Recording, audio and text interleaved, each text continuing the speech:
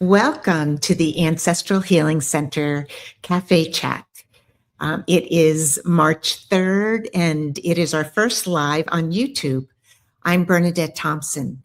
We have a trigger warning, which we will be sharing anonymous client examples and our own personal stories. And if these discussions are triggering to you, if you have a strong reaction or you feel a trauma response, please reach out to us after. We'd be happy to stay on and process that with you. So I'm here with Michael, and it's Michael and myself, Bernadette, today. Rochelle's not with us. So Michael, could you share a little bit about yourself before we get started? So like a lot of people in this sphere, I came to trauma work out of necessity, not out of choice. I was thrown down the rabbit hole of needing to clear trauma.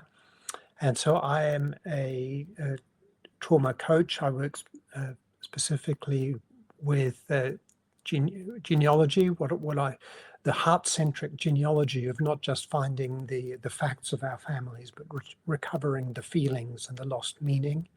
And I also work a lot with shame, which is a significant component of inherited trauma, and with other aspects like imposter syndrome and toxic masculinity, all the good stuff. Thanks, Michael. And I'm Bernadette Thompson. I am an intuitive ancestral healer, a grief and trauma expert, and an end-of-life doula, along with a trauma-informed genealogist. But how I came to do this work was through my own personal trauma experience when my husband passed away. And the work that I had been doing professionally before that suddenly made sense to me in my own personal life as I began to recognize my own trauma responses and trauma triggers. So that's how I came to begin to do the ancestral work that I've done and how this all kind of came together. So now, Michael, I'd like to turn it over to you and to begin the core teaching for today. Thanks, Bernadette. So this first core teaching is based on the premise that you may know little or even nothing about inherited trauma. So this is a very, very quick overview of inherited trauma. So today I just want to give you a quick overview of a wide and complex subject. So ancestral trauma is unresolved family patterns that are acquired through genetic inheritance. It manifests as disempowering or destructive beliefs, feelings, and behaviors that make no sense in the context of the life of the person experiencing them. My first experience of ancestral trauma was actually when I realized that I knew nothing about my father's mother, who died when my father was very young. And I ordered a death certificate to at least find out why she died. And I can remember myself receiving this death certificate through the mail, picking up the envelope, opening it, and then the next thing I knew, I was lying on the floor howling with pain. And there was a part of me that was just standing there, looking down on me. And that part of me knew that this was not my pain. This was my father's pain when his mother died when he was 4 years old, that he'd never been able to process, and it was passed down to me genetically. So ancestral trauma are not vague and distant memories. They're actually lived experiences or relived experiences. It's a living, breathing, feeling experience that's been transmitted from one generation to another, and it's effectively an inherited form of post-traumatic stress disorder. There are a number of names for ancestral trauma. It's also known as inherited trauma, generational trauma, transgenerational trauma, intergenerational trauma, family trauma. And here at the Ancestral Healing Center, we go with the ancestral trauma label, but these names are pretty much you can use any of them. I can't think what the word is. Ancestral trauma has long been understood in the church world, where it's called genetic inheritance or genetic curses. More recently, science has caught up and validated its existence.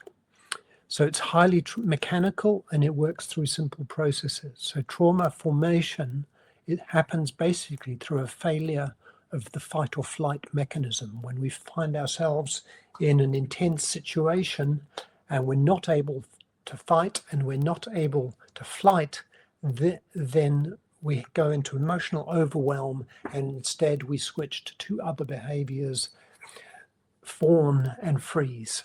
And the trauma gets frozen into our psyche and then gets carried on and passed on to our children. And there are many possible sources for ancestral trauma. Basically, any emotionally shocking experiences that caused an ancestors or even a whole community to go into overwhelm can be a source of trauma. And in the coming weeks, in this first core teaching, we'll go into some of those sources in more detail. So ancestral trauma is the unprocessed effects of incomplete past experiences. And I want to give another example of how these things can actually affect us in our lives day to day. So for most of my life, I've had anxiety around tax returns and making sure that my tax was up to date. And I always felt extreme anxiety around this. And a few years ago, I discovered that in 1922, my great-grandfather went on trial at the Old Bailey, which is Britain's most famous courtroom for tax fraud. And that had a massive impact on my family going forward over the century that followed. And after recognizing and processing that trauma, since then, I've had absolutely no anxiety around tax issues. And it just shows you can be carrying these things. They just think that they're a part of your makeup, and it can be somebody else's incomplete past experience that you're carrying. And these examples show how trauma is both unique and universal. So at the Ancestral Healing Center, we teach you these universal processes so you can recognize, understand, and release your unique experience of ancestral trauma. Healing trauma involves completing the original incomplete experience that caused overwhelm. In next week's core teaching, we will talk more about the mechanics of ancestral trauma. Bernadette, anything that you want to add to that? What came up for me was that why people are here, why people are suddenly wanting to learn more about ancestral healing and ancestral trauma. And most of it, I mean, I think a lot of people don't even really understand the ancestral trauma part of it. But people come, and I know this is true for me, it's when you realize when your families are dysfunctional, when you feel like things are overwhelming and you just don't know why, you get to that point of why am I the way I am? And, and that's where and then you hear this ancestral trauma, ancestral healing, and you're like, does this have something to do with me? And I think it's one of the reasons why this conversation is coming up more and more. I think for a lot of people, I think they're seeing it in their children or in their family rather than in themselves. Mm-hmm. And I think it's easy to observe it, and you think, where is this coming from? Or you're seeing behavior and you go, actually, you know what, I was doing that. Right. And again, this comes to the necessity issue. It's like people are seeing this going on and go, oh, okay, there's something here. But equally, there are some people know there are issues in the family, and yet nobody wants to take them on. So I applaud anybody who comes to this work and wants to Mm-hmm. learn more about it and take on their family trauma. Yeah. And the other thing is that it's complex and simple at the same time. It's complex because it shows up in so many different ways. And so you're like, oh, that's related to it. That's related to it. And it's simple because once you begin to understand that it's back there and how it's been passed down to you, and you begin to just understand where, what's there, the light bulbs start to go off, and why people behave the way they did and why I behave the way I do. And so it is, And so coming back, like it's one of the things with all the conversations that you and Rochelle and I have had, we have hit so many different areas of, oh, we've got to talk about that. We've got to talk about that. So there's just so much that, and as people are listening, they may be feeling the same, you know, you're all feeling something different because we all come here with a different thought of how this all works. And that's the other thing, is that it's universal and it's unique. And we get lost in the unique and think, oh, this is only me and I'm the only one like this. And for me, the magic lies in identifying the universal in the unique. Because when you identify the universal level process, you can go, okay, this is what we need to do to resolve this. Mm-hmm. It all begins to make sense. So that was wonderful, Michael. So now I do the mini lesson that we have each week. And the mini lesson is, today I wanted to talk about, and it fits in the discussion Michael and I were just having, seeing the humanity of our ancestors. And it is one of those things, and our ancestors, I always say, because I do so much ancestral work, our ancestors, while we sometimes think of them as being back so far, but I think of our ancestors literally as anybody that is crossed because they are now, on the other side, and that it's family. And even as we go back, it is all a layer of our family. And so I want you to think about, do you know a difficult family member or the story of a difficult ancestor? And someone whose choices caused harm, or there was silence, rigidity, or pain. And think about what comes up. And it may be what brought you here. So are you feeling, I'm here because I'm pretty angry about this, or there's this deep disappointment of not being recognized in your life, or confusion about where why things are the way they are, or why people are reacting, or distance, that everybody in your family, nobody talks to each other. So many of us carry this as inherited pain, and sometimes when we begin exploring ancestral healing, we bump into judgment, which means we want to use blame to explain everything that's going on instead of beginning to understand it. And so we want to begin to understand that if we learn more, we understand the context, that it'll help us widen the lens of how we're looking at our family and feelings and what's going on with us. So when we look backwards into time from our current values, knowledge, and freedoms, it's easy to judge. So when we look back, we see people with emotional distance. Well, they just didn't connect. Or there was silence around trauma. The stories weren't told. We can look back and see harsh parenting. So that can be not only maybe in our families, but in our grandparents, and even back further. We might see that in our past, we had people that were bigots, bigotry, that there were people who had addictions. There was secrecy, which is, I would say, one of the most important things, that stories weren't told and things were kept secret. And that people made risky decisions. And the question is, why would they have done that? And we think, okay, they should have known better. But we need to begin to look back at the generations they were coming from and what were the options that they had. So what was the world that they were navigating? When we think of, and this is a great, when we think of today, if you want to know about ancestral healing or ancestral trauma, going online is a way, it may be how you found us. Like there's so much information for you to begin to learn, to understand, or to even think about those things.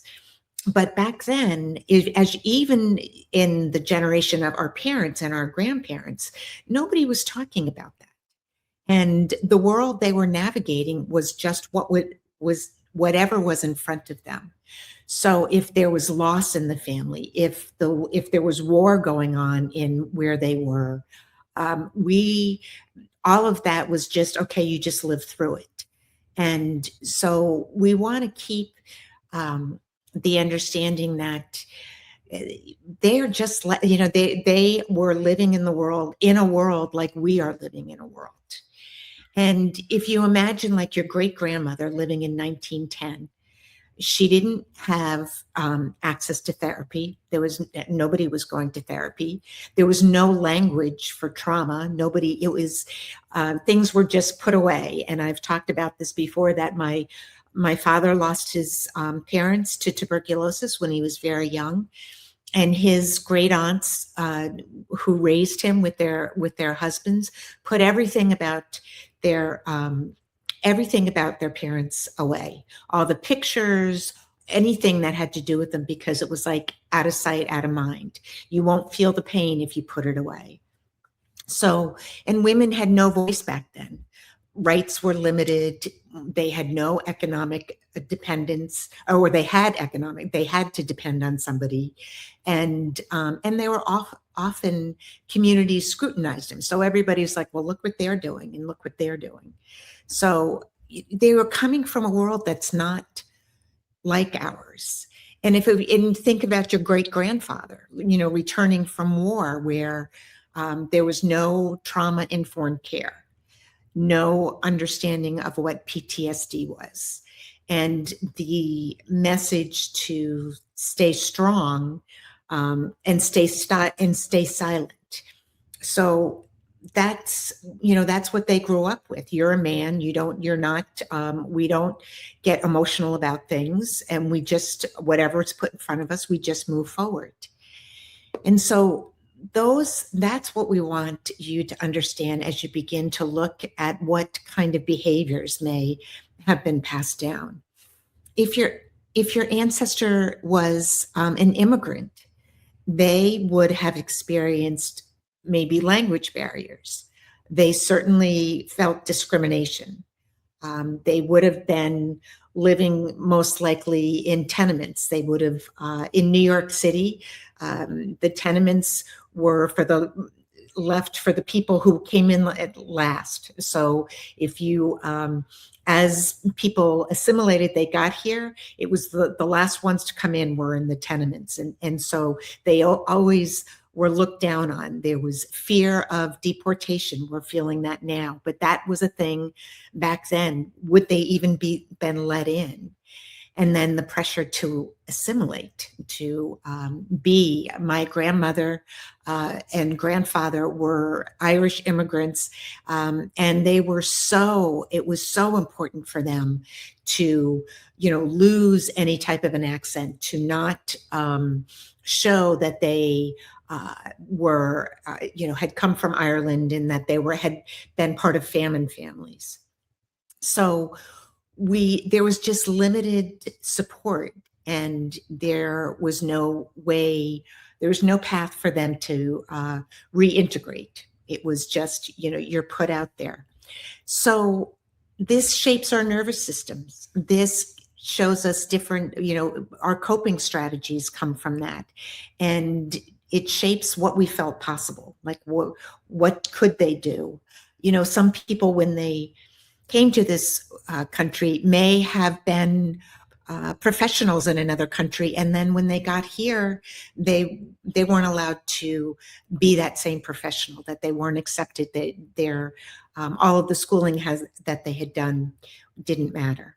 So again, it's just trying to understand what they were coming in from, and so today, many of us ask the questions about healing and growth, and emotional regulation and spiritual integration.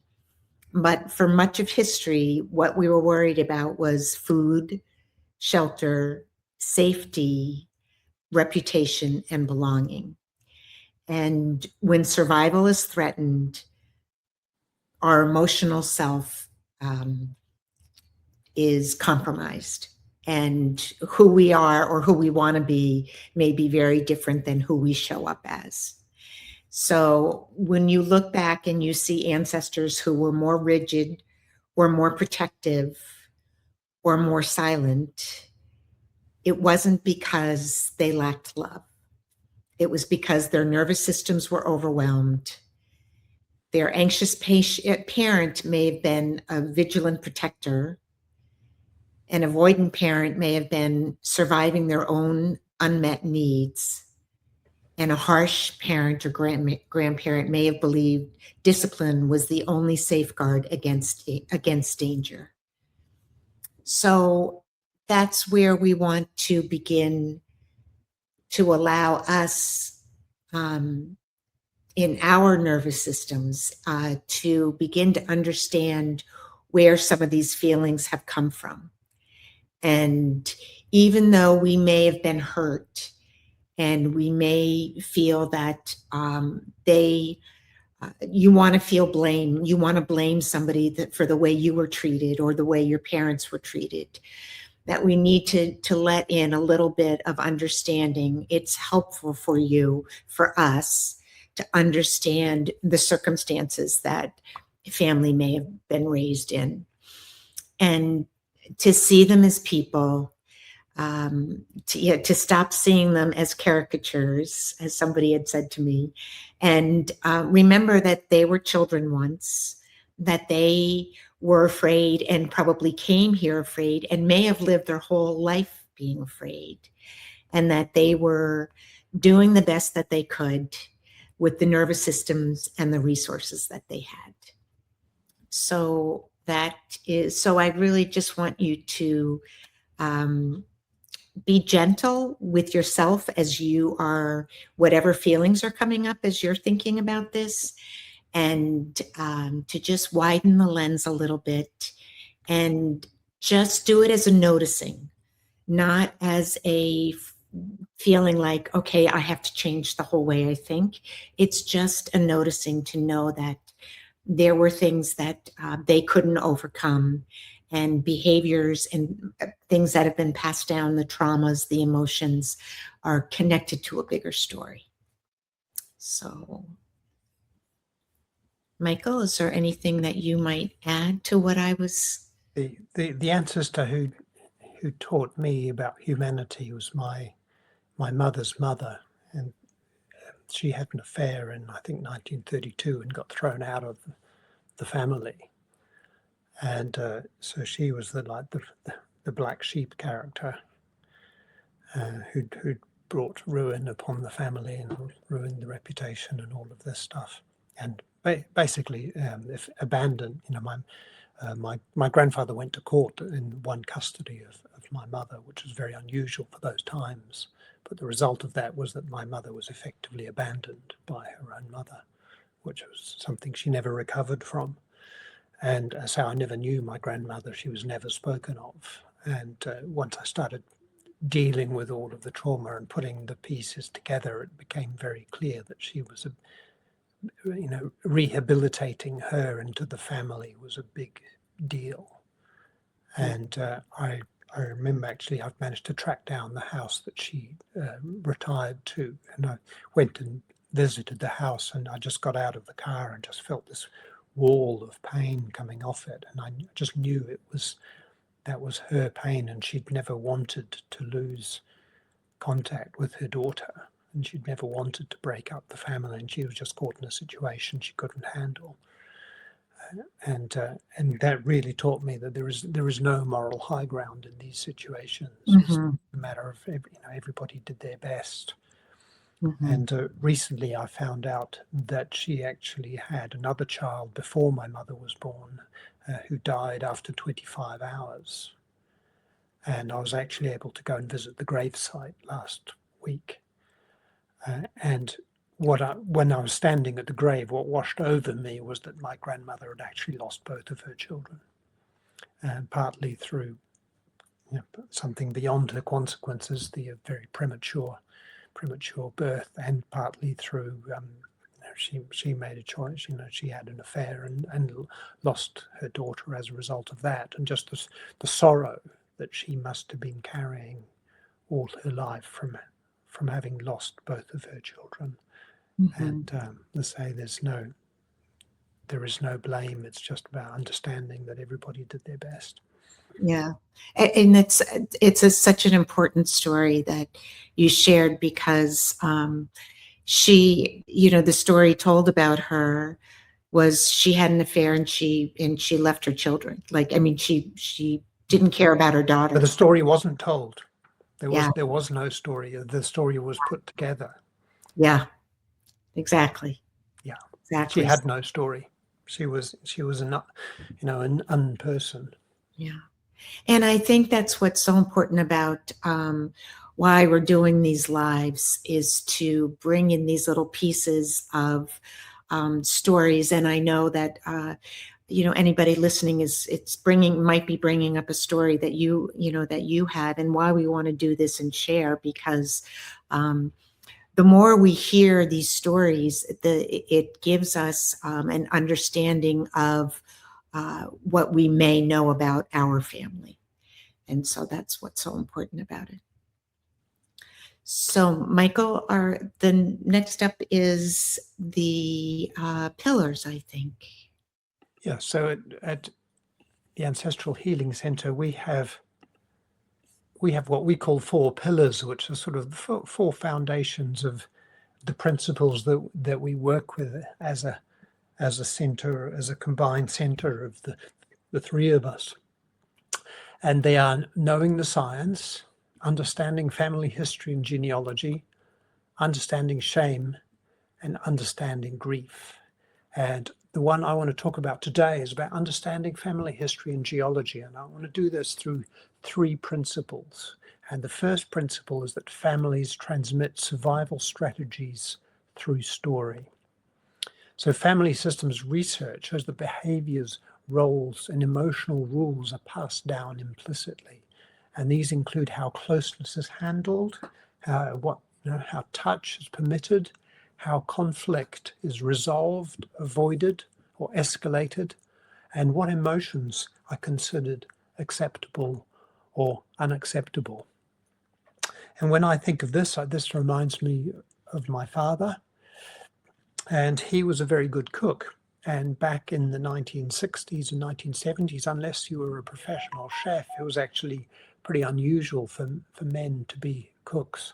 And so, in fact, there was a survival strategy being transmitted there through that strength, through that quality that he had. But at the same time, I can remember that when he was cooking, you didn't go into the kitchen. And there was just like this dark cloud of unexpressed rage that was hovering there as he was working on these dishes. And I remember there used to be this big drawer with all of the implements, and every now and then you'd hear that you could hear this drawer being shaken and all this rattling and all of this metal. And you knew that there was something in there and you couldn't find it. And invariably, my mother used to go over and just pluck it out immediately, and then you'd feel that the storm that was about to break would kind of settle down. And so you learn that dark cloud was just through the whole house, and you learn not to speak, you learn not to disturb it. But also with that, he would then bring these dishes to the table, and then he would sit and he wouldn't eat. He would wait until everybody else had eaten. And then you had to give some kind of comment, because he was actually looking for validation through the cooking, trying to find a way of saying, I am valuable to the family. So this is an example of how survival strategies are transmitted through story. But they're also transmitted through absence. And this is one of the key things when unpicking our family, one of the more difficult things is not understanding what was there, but understanding what wasn't there. And this brings us to the second principle, which is that unspoken history organizes present behavior. So studies in generational trauma demonstrate that events such as migration, loss, violence, addiction, or sudden wealth can shape family dynamics, even if they are never discussed. And silence itself becomes a regulating force in the system. And I discussed earlier the example of my grandmother, who was never ever discussed, never named, never known about. And it was only towards the end of my mother's life, when she passed on to me a trove of family documents and photographs, that I began to understand something of the sorrow of this unspoken history. And the third principle that we're working with in understanding history and genealogy is that meaning is inherited alongside memory. And narrative psychology shows that families pass down interpretations of events: who was strong, who failed, who was sacrificed.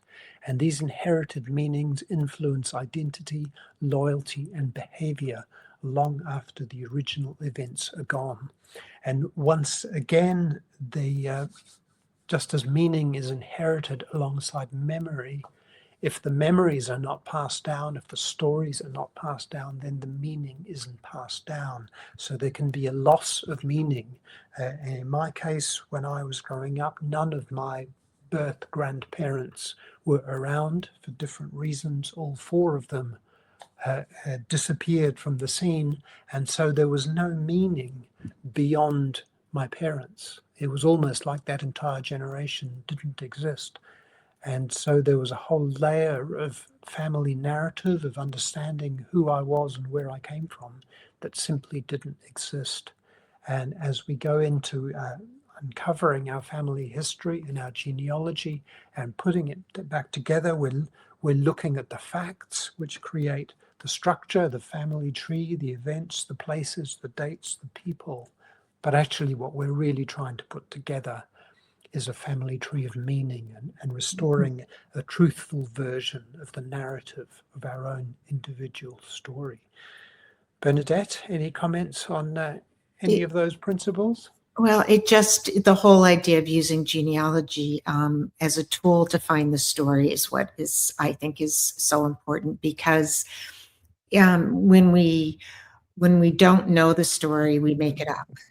And we make it up based on what we have experienced. And I've done so much ancestral work for people, and when I've shown them a story or given them more information, it's like, I didn't know. That is the one thing that I would say I hear the most, because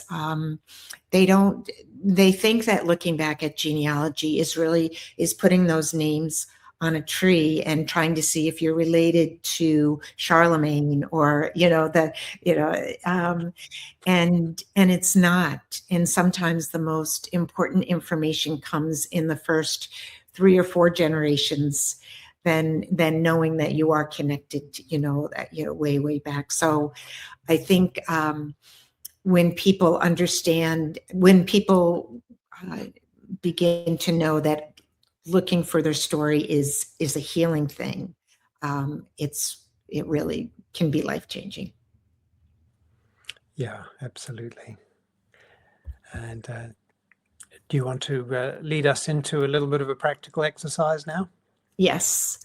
We've been so far using a meditation to close us off. And not close us off, but to kind of integrate all the information we've kind of learned up to now. And one of the reasons is just what I said. It's the integration part of it. There's so much that may be coming up that having a little meditation can just ground us again. So this meditation is called Expanding the Lens. So let's allow the body to settle and place your feet on the floor if that feels comfortable. Take in a slow breath and release. Again, inhale and exhale. Now imagine yourself standing where you are in this present moment. Behind you, imagine a line of ancestors. They're not clearly defined, just a presence stretching backwards through time. And notice that they stand in different eras. Different wars, different economies, different social rules, different limitations. Now imagine stepping slightly to the side, not away from them, just to the side, so you can see the landscape they were standing in. The poverty, the expectations, the silence, the fear, the pressure.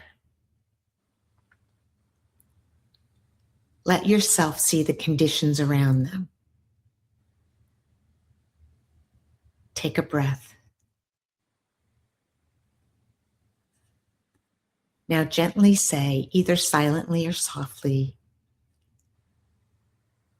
I see the world you lived in.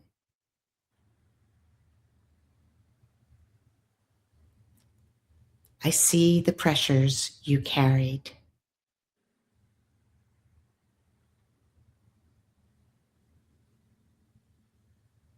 I am allowed to feel my pain, and I'm allowed to see your humanity.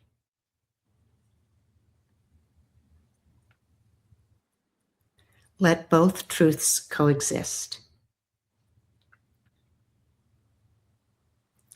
Feel your feet on the floor again. You are not in their time. You are here with more language, with more awareness, and with more choice.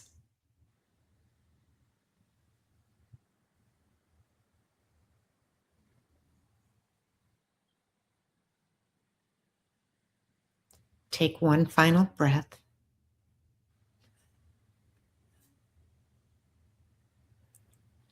And then when you are ready, you may come back.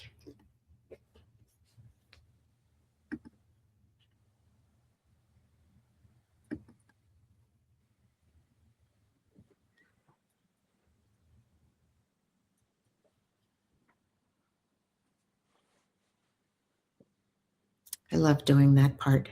I think it's brings us back down. So it's talking about all of these, traumas and behaviors and things like that can amp us up. And it's always good to come back down to know that we're here and we're okay.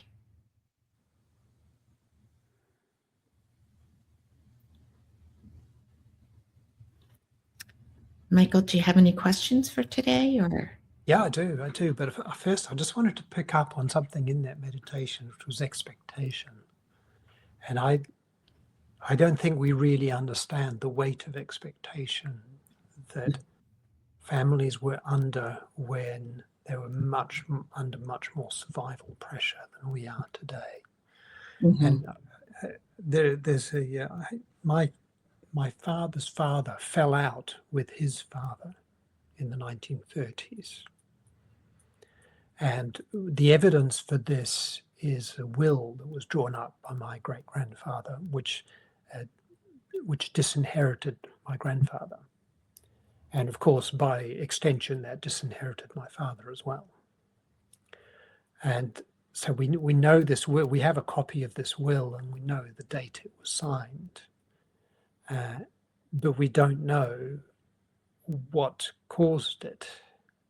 And last year, my cousin was doing some research, and there are new newspaper archives that are being scanned and loaded up online and are now searchable online. And she found a reference to my grandfather, and he got a speeding ticket, a £1 speeding ticket.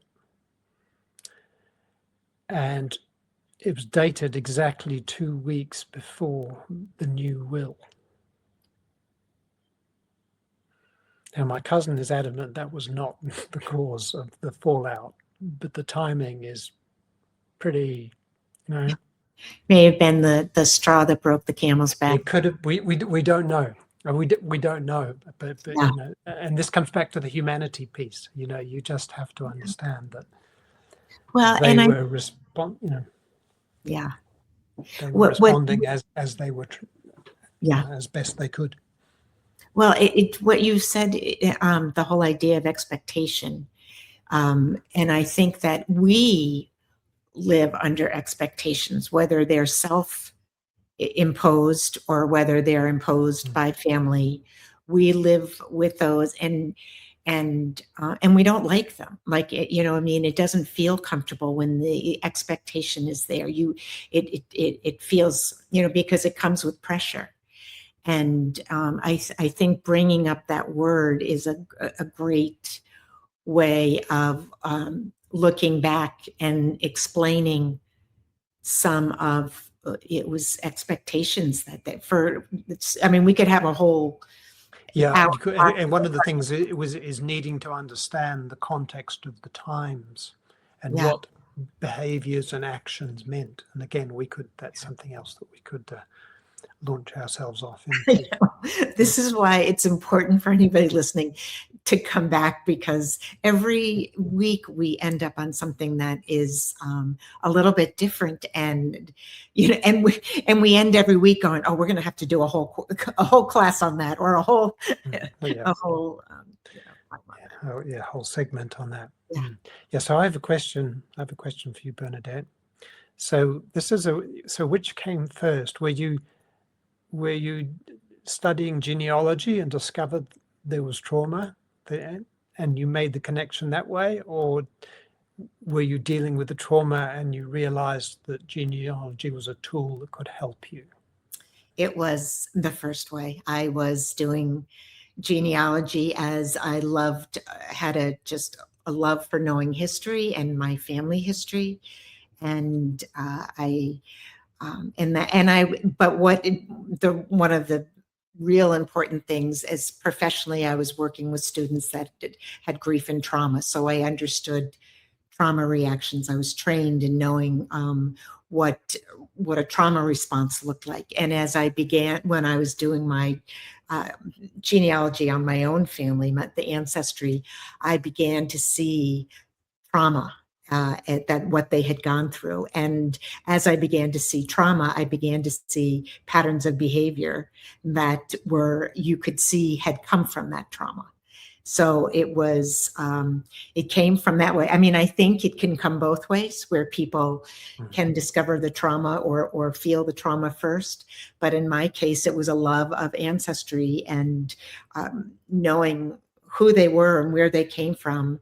And then understanding, wow, I had no idea this is the circumstances on which they came. And so you started out on the conventional fact-centric genealogy, and it blew into the feeling-centric genealogy, and it's like, it definitely began with let me see how far I can trace my family. And then it was stunning. And that the stories were the most important thing. So the genealogy came first for me, but I was never caught up in the how far can I go back, and am I related to Henry VIII, and all of that kind of stuff. It was that there was, the entire generation of my grandparents was absent, and so there was no story.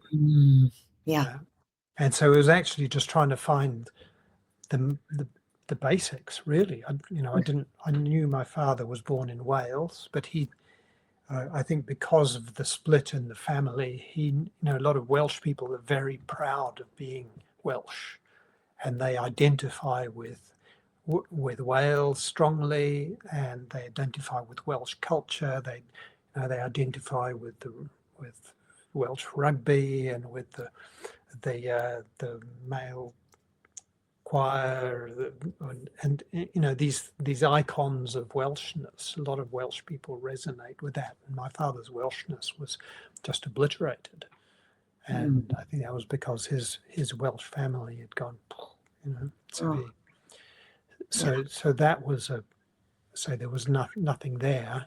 And interestingly, I had no idea where my mother even came from. Like, that proved to be completely wrong. Wow. Yeah. And it actually turned out that I'm now living about 15 miles from where she was born, and I had not the faintest clue when I moved here. Yeah. And so I was just starting to put together, even vaguely, just fill in the most basic details, and then that experience with the birth certificate, my mother's birth certificate blew up, and that blew up. But even then, I didn't actually understand. I didn't know the word trauma. I didn't know about inherited trauma. And it was actually about I had 3 or 4 instances of trauma releases before I actually met somebody who knew what inherited trauma was and started using the language. And it was only then that I was actually able to go, oh, okay, now I get what this even is. And that's a really important thing, because even when I was working with students who had trauma, I was not thinking that any of this was ancestral trauma for them. I was just thinking these were kids that had a really tough, difficult life, and I was thinking of the immediate trauma for them. So it's fascinating. And just going back to what you were saying, like, you didn't know. That was this, when I began to look back, finding the story even of my grandparents was amazing, and where trauma that they had gone through. So it is so important. Yeah, it's so important. Yeah, and you see a lot of people, a lot of references to trauma. It's all working on the assumption that it's current life trauma. Right. And in my experience, there is often even the current life trauma is a replication of somebody else's previous life trauma. It's just shown up again in a new form. And as I say, trauma can mutate quite significantly, and yet once you unpick it, you can see that it's the same piece that's come down at one or more generations. Yeah, I agree. Mm. So another question, or should we? Yeah, let's do one more. So you talked about in the meditation, you talked about the line of ancestors, and so this, again, for anybody who may be new to this thing, do I have to be in contact with my ancestors? Do I need to speak to the dead to do this work?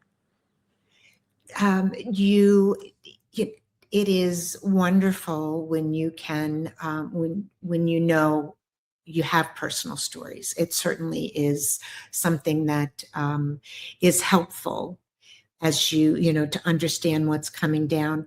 For some people that don't have any ability to get that story, learning about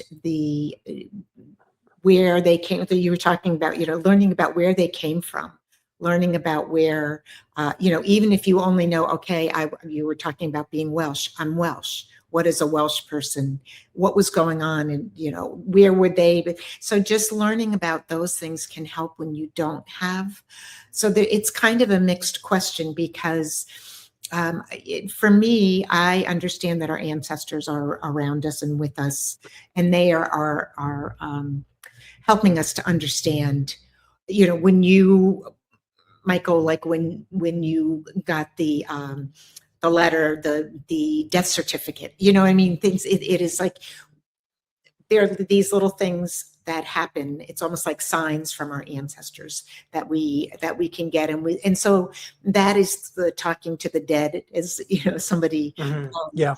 as, you know, somebody might say that our ancestors will pass, you know, we will just end up, in a place where again, I'm going to use you as an example. When you suddenly found out that your mom was born, you know, 15 miles from you, and you thought she was born completely, you know, the other side. So that is, we get these nods, and it helps us. But it is, you can, without a deep dive into your ancestry, you can still begin to you know, if you don't have that information, you can begin to understand the ancestral traumas that may have been passed down to you. And so that's my... Yeah, and I think that's a very good point, that the communication may come, you know, we think of communication as hearing words and or seeing pictures, and the communication can come in other ways that you don't even realize are communication. I say, I personally don't have I can sometimes sense that I have a sense of certain family members when I've been working on something that involves them, but as a general rule, I say I don't. But certainly, the synchronicities and the ways that we're drawn to go to specific places and specific things happen, and so the communication does come in through that way. And say, once you spend a bit of time doing it, and you see these weird things and people contacting you out of the blue with information and all of these things, you start to see that, this keeps happening. Well, when you stumble on something, so I'll just give you a quick example. I had somebody who really wanted to know how her grandfather had died. And because he had died young, and then her mom had passed, and she just felt like she didn't know anything about that side of the family, and for some reason wanting to know how he had died. And I was looking and looking and looking, and there was nothing. And then I went to him. I said, your granddaughter wants to know how you passed away. Can you help me? And I went back and looked at a document that I had looked at before. It was Find a Grave, which is a place where you find out about where they were buried. And sometimes there's information about the family, but there's never anything about what somebody died from.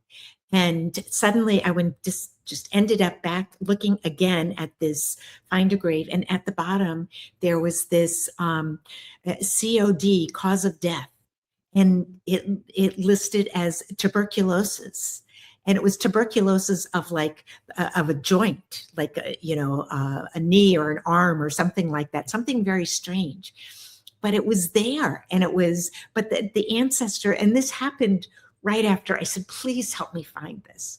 So synchronicities are very, very important part of ancestral work, just because they are here wanting to help us heal in this lifetime. Yeah. So the message is, stay open, because if you choose to go on this journey, things will happen. Yeah. So I think we will wrap up for today. And so I would love for you to join us again. We do these lives every Tuesday. So I'd love you to join us. This one, as I said, was our first on YouTube. We think that's where our home is. And then I also wanted to share that we have a very important course that is starting this Saturday, March 7th. It goes for 3 weeks. It's an hour each week. And it is a course on healing ancestral shame. And so it is a very, very important part of the work that we have done as a team, both Rochelle and Michael and I, and sharing this information with you and helping you to understand the shame that has been passed down and the shame that you feel. This is an incredible workshop. And if you go to ancestralhealing.com, you can register there. Ancestralhealingcenter.com. And And it's the American spelling of center. Yeah, okay. Ancestral, yeah, I know. Thank you, Michael. Ancestralhealingcenter.com.